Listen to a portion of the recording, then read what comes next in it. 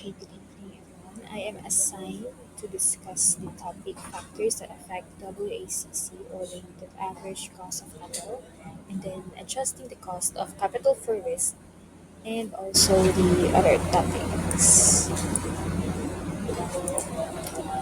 So, factors that affect WACC.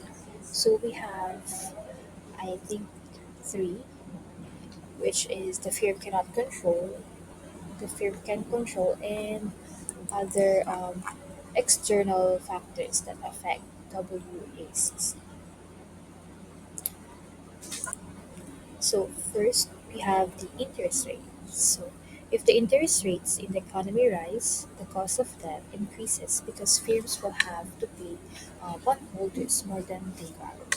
So um, the interest rate is paid by the firm, which equals to the risk-free rate plus the default premium for the firm. So in the United States, for example, we have the Federal Reserve or Fed, which actually wields significant power over short-term interest and um, WACC via default Fed funds rate. So if ever naman change interest rates ng Fed, it also affects the risk-free rate and um, the rate of return sa investment is they have no risk or financial loss. So because the risk-free rate is important in calculating the cost of capital, an increase or reduction in the federal funds and the rate of the Fed funds will actually influence the firm or the company's WACC.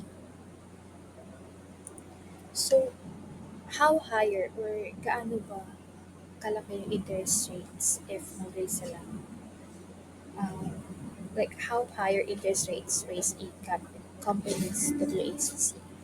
So, for example, yung Fed, if nag-raise sila ng interest rates, their risk-free rate will immediately increase. So, for example, um, if yung risk-free interest rate is actually at 2%, tapos yung default premium ng firm is, or default premium debt is 1%. So, uh, the interest rates na ginamit to calculate the firm's WACC is 3%. So, another one is if i-increase ng Fed ang interest rates to 2.5%. So, and then mag-increase din ng default premium at 1%. So, the interest rate for the weighted average cost of capital will also increase to 3.5%. So next we have the economic conditions. So lowering of tax rates on dividends and capital gains relative to rates on interest income makes stocks relatively attractive, and that reduces the relative cost of equity and thus the WACC. Oh, actually, this is actually tax rates. Wala. So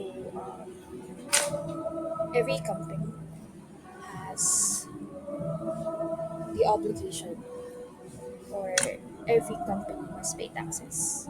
So these taxes will fluctuate over time kasi depende ito sa rules and laws ng government and the specific tax bracket also of the corporation. So any change in tax rates can actually alter the company's WACC.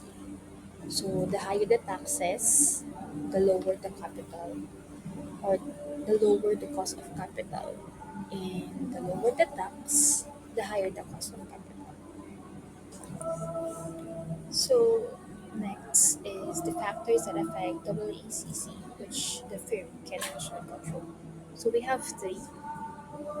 We have the capital structure, the dividend payout, and capital budgeting decision rules. So first we have to go to the capital structure. So if a firm changes its target capital structure, then the weights used to calculate the AACC will change. So if a firm actually changes its target capital structure, so the weights used to calculate the AACC will change. Kasi yung after-tax cost ng utang or ng debt is mababa kaysa sa cost of equity. So, if there's an increase in the target debt ratio, this will lower the cost of equity. So, if there's an increase naman in the target debt ratio, this would lower the AACC. So, if there's an increase in the use of debt, then it will also increase the riskiness of um, the cost of debt and the equity. And this will further increase the component um, and might offset the effects of the change in the weights and um, leave the AACC even higher, or AACC will remain unchanged. So if mas malaki yung utang, if the debt is more massive than the shared capital, then the cost will also become higher. So next we have the dividend payout. So the higher the dividend payout ratio, the smaller the addition to retained earnings, and thus the higher the cost of equity and the AACC. So the payment of dividends can also increase the attractiveness of shares, but also it will not allow increasing the book capital or the book value of the capital, and it will not provide an opportunity to invest in these funds in more profitable projects. So this dividend payout is the amount of total earnings of a company, which is the amount payable to the holders in the form of dividends. So next we have altering its capital budgeting decision rules. So a long-term investment decision is also called a capital budgeting decision. These decisions are very crucial for any business. They affect its earning capacity over the long run, assets of a firm, profitability, and competitiveness are all affected by the capital budgeting decision. So, in general, firms with riskier projects will generally have a higher AACC.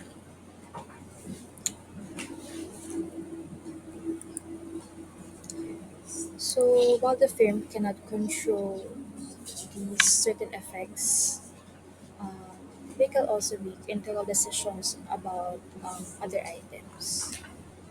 So now let's go to the um, adjusting the cost of capital first. So projects should be accepted if and only if their estimated returns exceed their cost of capital. Thus, the cost of capital is a hurdle rate, which is a project's expected rate of return that must jump the hurdle for it to be accepted. So, um, not all projects bear the same level of risk because there are many uncertainties in any project, and a less risky project is preferable to a risky one. So, may mga businesses na ginamodify yung discount rate for their NPV or the net present value or yung hurdle rate nila for their IRR based sa risk ng project. So, if there's a lower discount rate, uh, or if they utilize the lower discount rate na na carry ng project, so it carries less risk also sa organization or sa firm. So, it will offset the existing risk. So, A greater rate is used for riskier ventures. So, depende sa race ng projects. So, this race can also be assigned per project or division. Depende sa level na gusto or desired ng firms. So, risk and the cost of capital. So, here we have the firm L and H. Yung naka-highlight ng yellow is the lower risk firm with WACC or expected rate of return of 8%, while the higher risk firm or risk H has 12%. So, naka-highlight dito ng violet is the uh, project A, and then yung naka-highlight naman ng B is the project B. And then yung naka-highlight naman ng green is our hurdle rate of 10%. So the cost of capital is actually the hurdle rate. So it must exceed the project's expected rate of return for it to be accepted.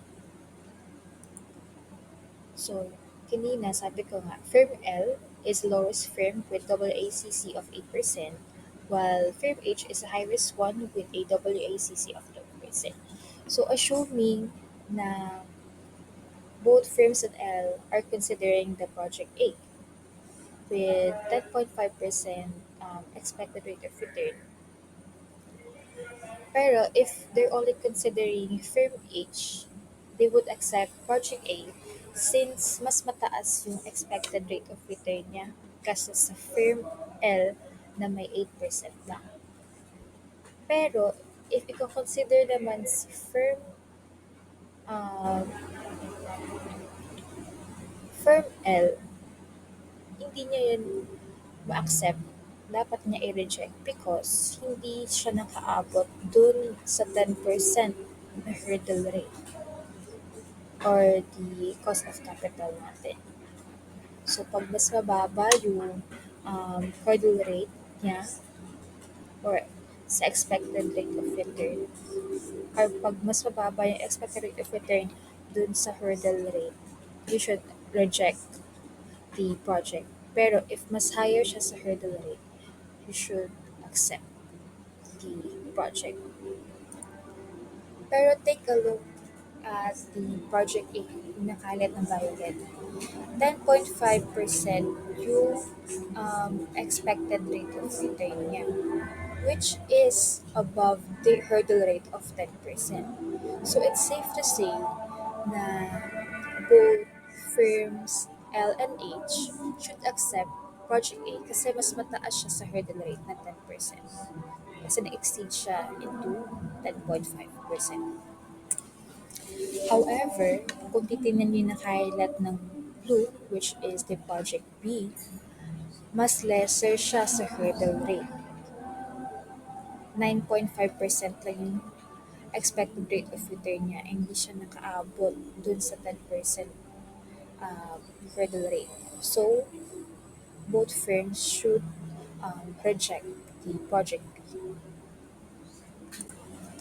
So, ito, background lang. So, also we have some other problems with cost of capital estimates. So, we have four, the depreciation generated funds. We have the privately owned firms, measurement problems, cost of capital for projects of differing riskiness, and the capital structure rates. So, first, depreciation generated funds. These are the depreciation cash flows can either be reinvested or returned to investors. Next, we have the privately owned firms. So, same principles of cost of capital estimations actually applies to both privately held and publicly owned firms. But the problem is obtaining the input data is actually different. Next is the measurement problems.